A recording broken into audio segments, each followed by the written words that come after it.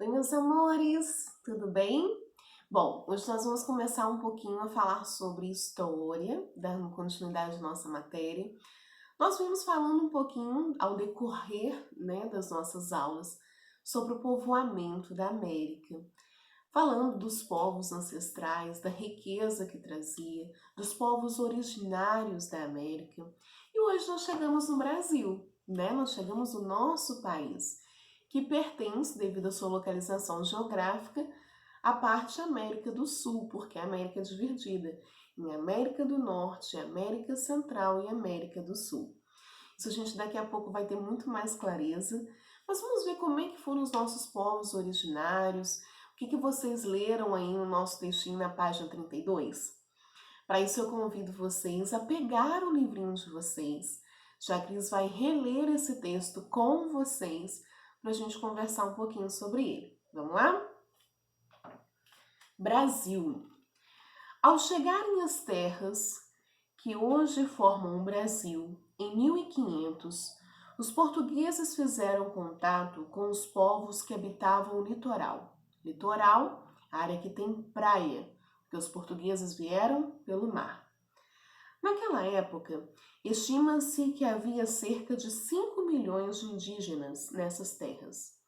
Atualmente, a população indígena está em torno de 897 mil indivíduos, de acordo com o último censo realizado em 2010.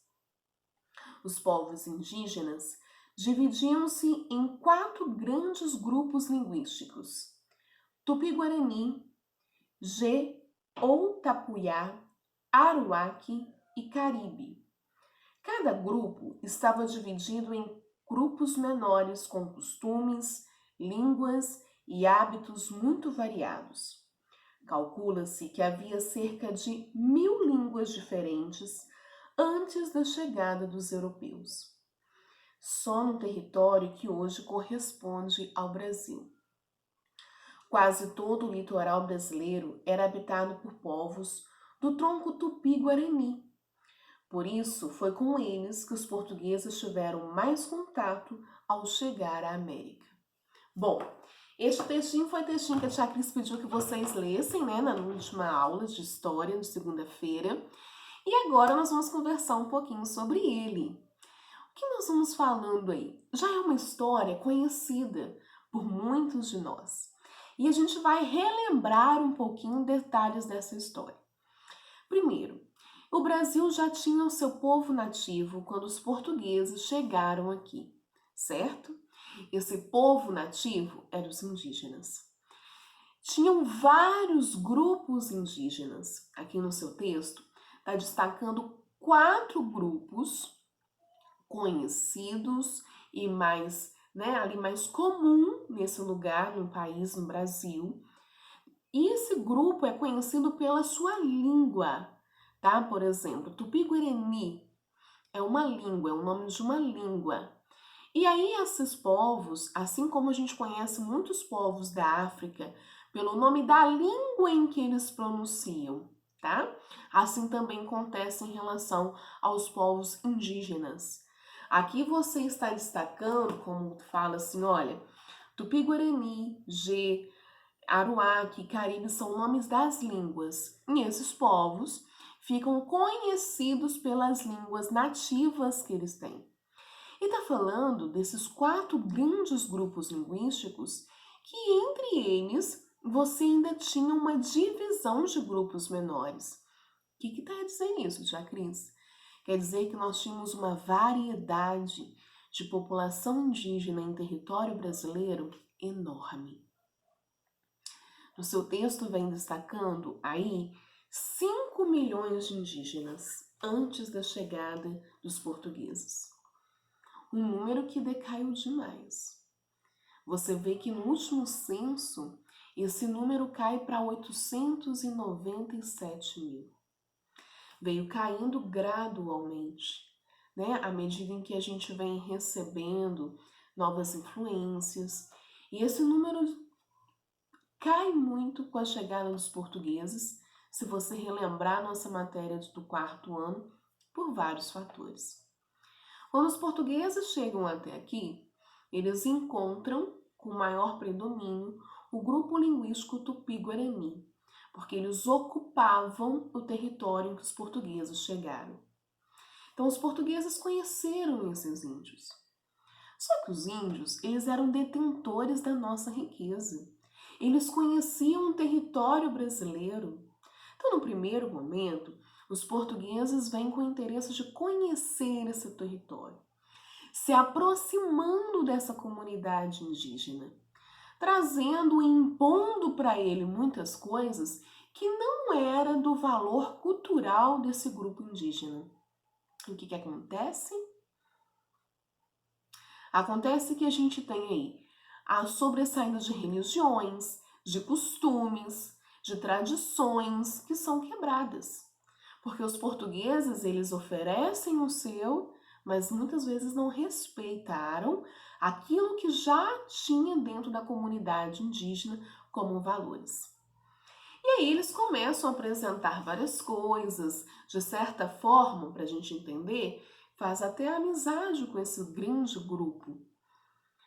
Mas qual é o verdadeiro interesse desses portugueses? Descobrir qual é a riqueza que esse país apresenta. Quando os portugueses chegaram aqui, primeiro eles acreditaram que nós éramos Mafós, né? Nós éramos ali um lugar, uma passagem de rio, nós éramos parte de um rio. Posteriormente, eles acharam que nós éramos uma ilha. Depois, quando eles conheceram e tiveram noção da dimensão do território brasileiro, o interesse ainda aumentou muito mais. Descobriram que aqui tinha riquezas de matéria-prima que quase em nenhum outro lugar isso seria conquistado. Qual foi a primeira matéria-prima? Qual foi a grande riqueza tirada de nós? O pau-brasil. O pau-brasil que foi extraído, e quem trabalhou nesse período? Os indígenas. Eles carregavam aqueles caminhões, em troca, muitas vezes, de objetos que por eles eram desconhecidos, sem valor. Era o que a gente estudou lá no 4º ano, que a gente relembrar de escambo. Certo? Tia, mas por que esse número de indígenas caiu tanto? Porque junto com os portugueses vieram doenças que eram desconhecidas a esses indígenas e por isso eles não sabiam como curar. Posteriormente, quando os indígenas perceberam o grande interesse dos portugueses em terras brasileiras e nas riquezas brasileiras, sem respeitar aquilo que para o indígena era um valor fundamental, começou um conflito entre o grupo indígena, entre as comunidades indígenas e os portugueses. E naquela época os indígenas não tinham arma de fogo, os portugueses já tinham.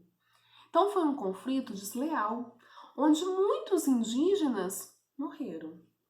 Morreram tentando defender aquilo que já era dele, tentando defender muitas vezes a sua comunidade, porque como o seu texto vem falando, é uma comunidade rica em valores, muito rica em valores, rica em costumes, onde os mais velhos eram ali, gente, respeitados, porque a experiência que trazia era aprendizagem de vida para aquela toda a população que estava ali. E hoje muitas coisas mudaram. Mas o que não muda são os valores. Eles mudaram a sua forma de vida. Você tem tecnologia, eles também têm acesso a essa tecnologia, mas precisam ainda lutar constantemente pelo seu direito de terra, pelo seu direito de viver os seus costumes, de viver os seus valores e de educar suas crianças de acordo com aquilo que eles acreditam ser valor.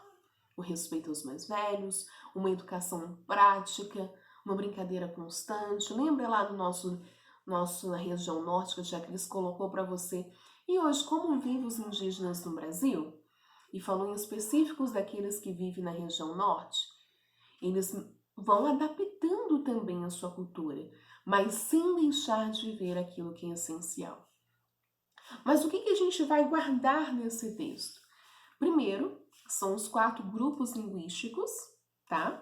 Que foram predominantes E esses povos ficaram conhecidos por esses grupos linguísticos, segundo que eles eram detentores de vários valores, de vários costumes que enriqueciam aquela comunidade.